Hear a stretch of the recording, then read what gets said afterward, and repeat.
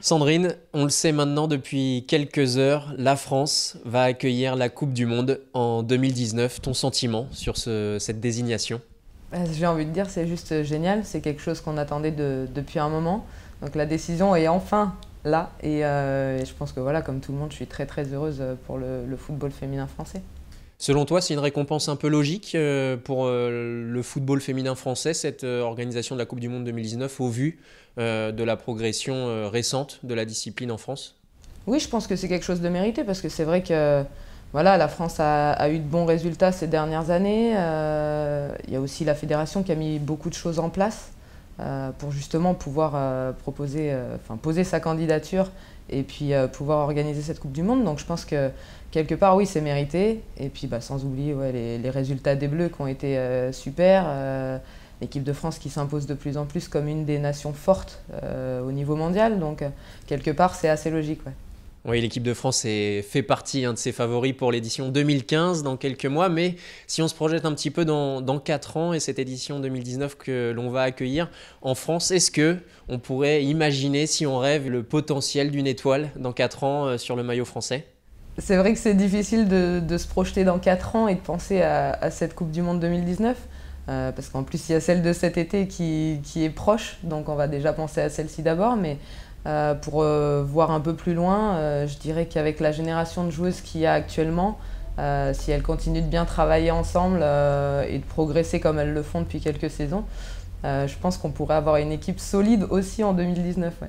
Oui, parce qu'il ne faut pas oublier que des Wendy Renard, Eugénie Le Sommer, c'est des filles qui sont assez jeunes en fin de compte, même si elles sont en équipe de France depuis longtemps, et elles seront encore là en 2019, on l'espère.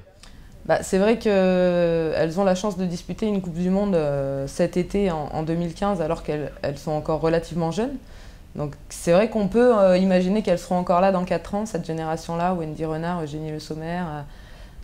Donc forcément, en complément des joueuses de la nouvelle génération qui viendront se rajouter à celle-ci, ça laisse présager en tout cas un joli visage pour l'équipe de France dans les années futures. Ouais. L'autre actualité des jours à venir, évidemment, il n'y a pas que la Coupe du Monde 2019, il y a la reprise de la D1 ce week-end, mais en parallèle, il y a la Ligue des champions féminine et le Paris Saint-Germain qui va se déplacer à Glasgow pour ce quart de finale aller dans le costume du favori, selon toi? Ouais, je pense clairement que Paris est favori contre Glasgow ce week-end. Après, on sait très bien qu'il faut toujours se méfier. On ne connaît jamais assez bien son adversaire, comme on dit, mais voilà, en plus Paris a sorti Lyon, donc forcément qu'elles sont vues comme favoris désormais, puisque c'était Lyon qui était grand favori avant. Si Paris est capable de les battre dans la tête de tout le monde, c'est qu'elles sont à nouveau elles-mêmes favoris. Voilà, Glasgow, je ne connais pas très très bien. Je crois qu'elles n'ont jamais été très loin dans la compétition. Il me semble que le mieux qu'elles aient fait, c'était des 8e de finale, qu'elles avaient d'ailleurs perdu assez lourdement contre Potsdam, si je me souviens bien. Donc effectivement, ouais, Paris semble en meilleure posture que Glasgow. Ouais. Ouais, il n'y a pas vraiment de grand danger pour les joueuses de Farine Bestiti sur cette reprise officielle après un mois de coupure? Ça pourrait être un petit peu le danger, mais je pense que les filles sont aussi préparées à ça. Il y a une grande coupure par rapport à la trêve internationale. Pardon. Les filles ont quand même joué ensemble pour celles qui étaient en équipe de France. Et puis je pense que désormais, elles ont suffisamment d'automatisme pour vite se retrouver dans le collectif parisien tout ensemble. Donc je ne me fais pas trop de soucis pour elles de ce côté-là. Merci beaucoup Sandrine pour cette nouvelle expertise. Merci.